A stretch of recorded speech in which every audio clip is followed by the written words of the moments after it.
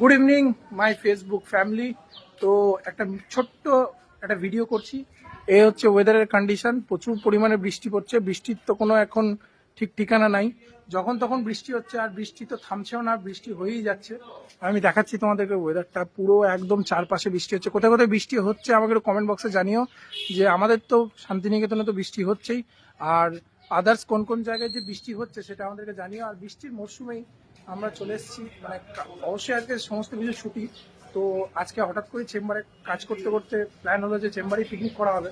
তো আমি দেখাচ্ছি, এই যে আমাদের স্যার, স্যার আমাদের করছেন এখন চিকেন, আর তার সাথে এই যে বিপত্তন্দা বৌদি বসে আছেন, হাই করে দাও।